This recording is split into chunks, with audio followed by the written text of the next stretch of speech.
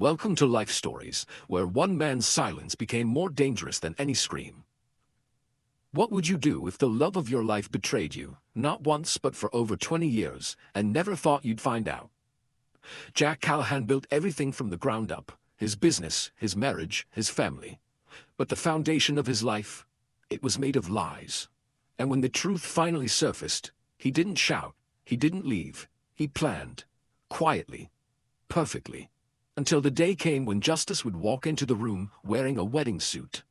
This is not just a story about betrayal, it's a story about what happens when love curdles into revenge, and how far a man will go to reclaim what was stolen. Stay with us. The first moment seems simple, but nothing in this story is what it seems. Let's begin. The lake was still as glass, mirroring the last streaks of gold bleeding out of the California sky. Jack Callahan stood barefoot on the stone balcony of his lakefront estate, a tumbler of whiskey warming in his hand, the wind combing through the silver that streaked his otherwise coal-black hair. 56 years old, and the weight of his empire sat heavier than ever on his shoulders. From construction sites in South Central to gleaming condos in Malibu, Jack had clawed his way up from a trailer in Smoky Hollow, Tennessee. He had built everything with his own two hands, his fortune, his name, his family. And tonight, he was preparing to watch it all burn. He raised the glass to his lips, but didn't drink. His fingers tightened instead around the cool crystal. Behind him, his home pulsed with soft jazz and the hum of smart lighting, every detail designed for comfort, elegance, and the illusion of peace. He no longer believed in peace, not after what he'd learned. Not after what he'd kept buried for 3 long years.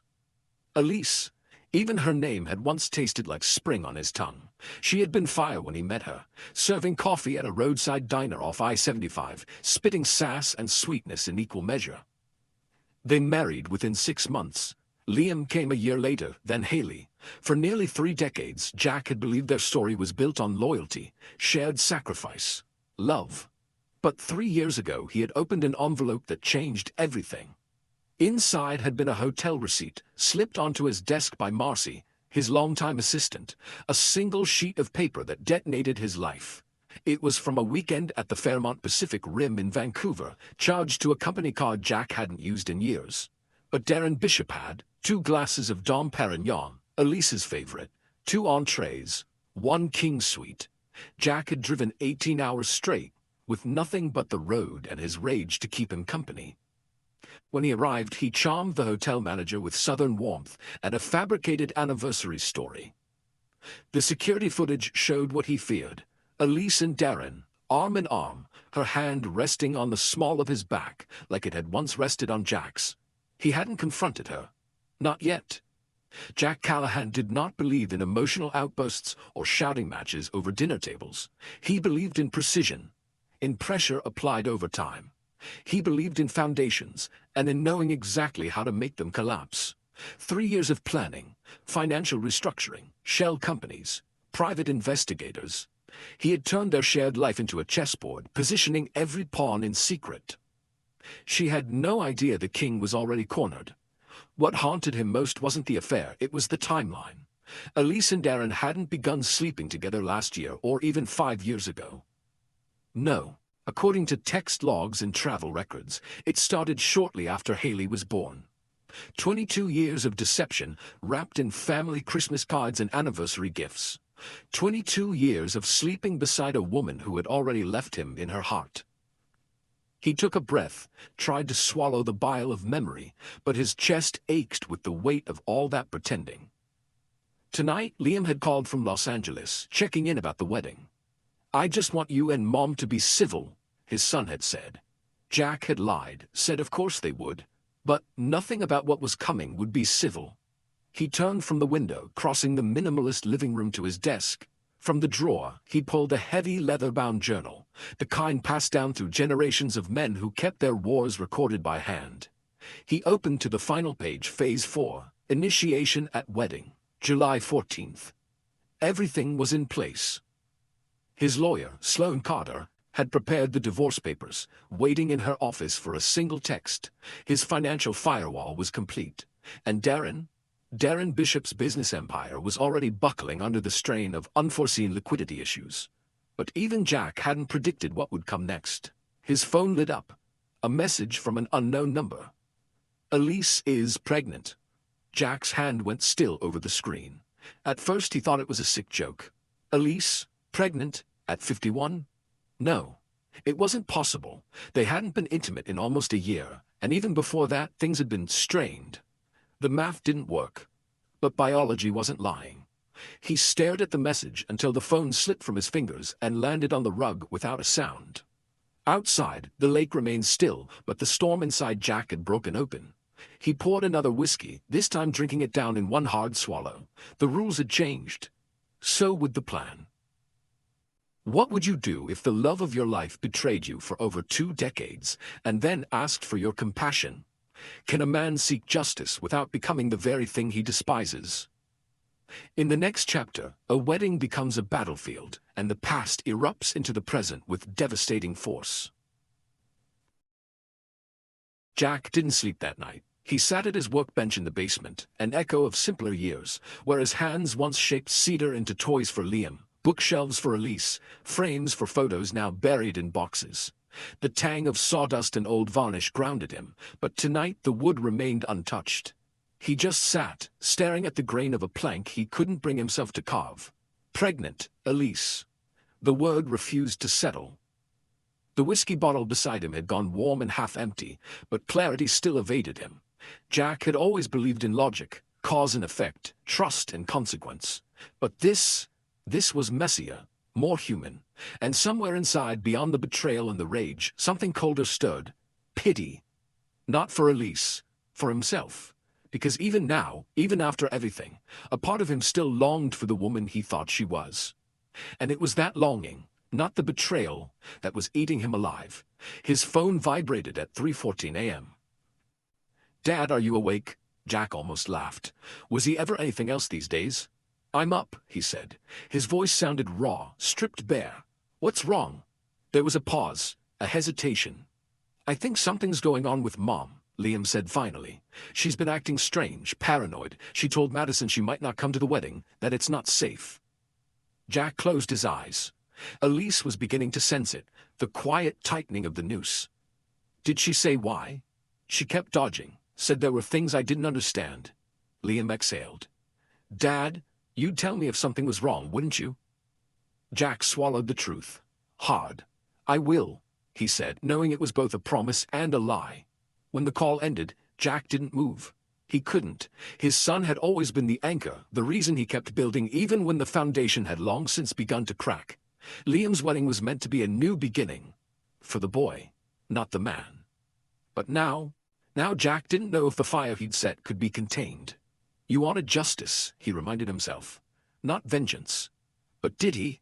Somewhere along the line the two had begun to blur. By sunrise, he made a decision. He wouldn't wait until the wedding. He would confront Elise, alone, without ceremony, without lawyers or witnesses. Just truth, laid bare between them. He needed to see her eyes when she realized the walls were closing in. He drove to the apartment where she now lived, a sleek mid-rise near downtown. She'd moved out a year ago, citing space, independence, the next chapter. Jack hadn't stopped her. He'd helped her pack. The irony wasn't lost on him. She opened the door wearing a silk robe and dark circles under her eyes. Her hair was tied back, but stray strands stuck to her cheeks, damp from tears or sleep. Maybe both. "Jack," she said, stunned. "What are you?" "You're pregnant," he said quietly, not a question. Elise paled, her fingers gripped the edge of the door. "I was going to tell you," she whispered. "You weren't," he replied. "You were going to tell him?" A flash of defiance crossed her face. "You spied on me, for years." "I watched you," Jack said, "because I needed to see who you really were." A beat passed, then another, the air between them filled with words neither dared to speak. "You think this child changes everything," he said. "You think it earns you a new life." Elise's voice broke. "It is a new life, one that didn't ask for this mess." Jack nodded slowly, almost imperceptibly. "I should hate you," he said, "and part of me does, but that part is dying. It's being replaced by something worse." "What?" she asked, barely audible. "Indifference." He turned to leave, but her voice caught him like a hook. "Jack, wait." He stopped. I didn't stay with you out of pity or for the money. I stayed because, for a long time, you were my home. But you started building walls long before I ever broke them. It hit harder than he expected, because somewhere, buried beneath years of silence and hardened grief, he knew it was partially true. He looked back once, just once. I built walls to protect what I loved. You tore them down to feel alive. Back in the car, Jack felt something shift. For the first time in years, the fire inside him flickered, not out, but into something else, something colder, cleaner. He no longer wanted to destroy Elise, he just wanted her gone from the story. He picked up his phone and texted Sloane. Push everything forward. I want it done before the wedding. He had one last thing to protect. Liam. If you learned the truth could save someone you love but might also break them, would you still reveal it? In the next part of the story, old loyalties are tested, new truths are exposed, and Jack is forced to choose between justice and his own son. Don't miss what comes next. The morning of Liam's wedding was quiet, too quiet, the kind of silence that lingers before something breaks.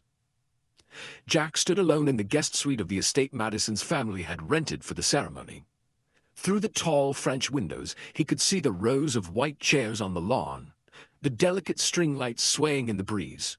It was a picture-perfect day, the kind Elise would have loved. Before. He adjusted his tie in the mirror, then stilled. The man staring back at him looked older than he remembered. Not in years, but in weight, in grief, in battles fought where no blood was spilled, only trust and time. His phone vibrated. Papers filed. She signed this morning. You're officially divorced. A strange hollowness opened in his chest. He had waited 3 years for this moment. It should have felt like victory. Instead, it felt like standing at the edge of a cliff with no wind to catch you. He walked out into the garden as guests began to arrive.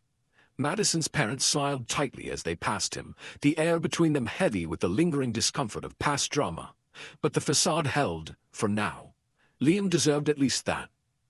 When his son finally appeared, Jack felt something crack open again. Liam looked every bit the man Jack had hoped he would be. Confident, gentle, steady. The kind of man who could rebuild a family from ruins if he chose to.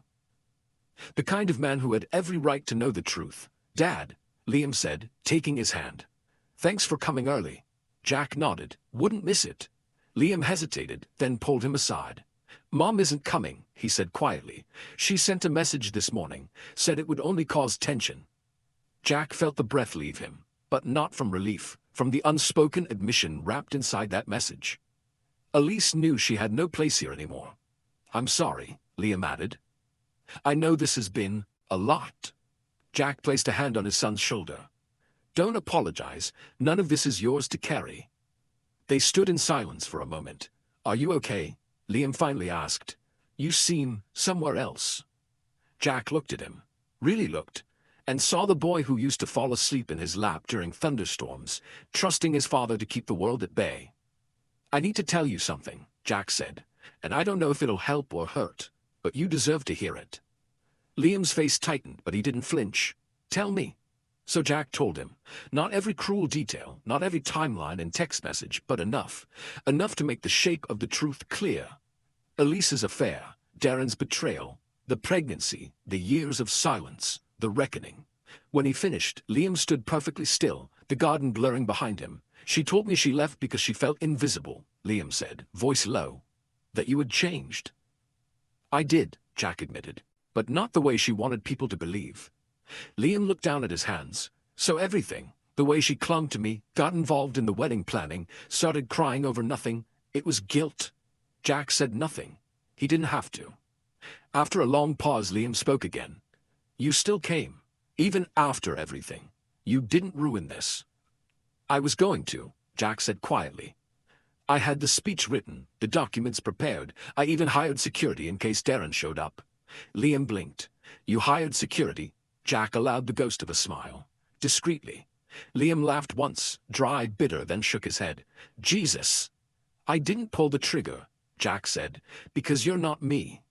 And you deserve better than revenge in your wedding album. Liam didn't answer for a moment. Then he reached out and hugged his father.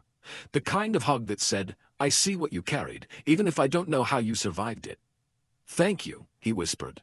Jack held on, longer than he intended, then let go. "I have something for you," Jack said. He reached into his jacket pocket and pulled out a slim envelope. Inside was a deed, the keys to the lake house, a letter. "What is this?" Liam asked. "Your new foundation," Jack said. "A place to start fresh, just like I will." Liam looked up, startled. "Where are you going?"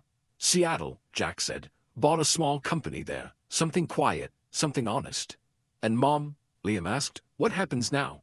Jack's eyes flickered toward the horizon. "That's her path to walk. I've reached the end of mine with her." The ceremony began shortly after. Madison walked down the aisle with tears in her eyes, and Liam waited with a stillness that felt like strength. Jack sat in the front row, hands clasped, heart finally unclenching as they spoke their vows. No chaos, no confessions, just a wedding, as it should have been.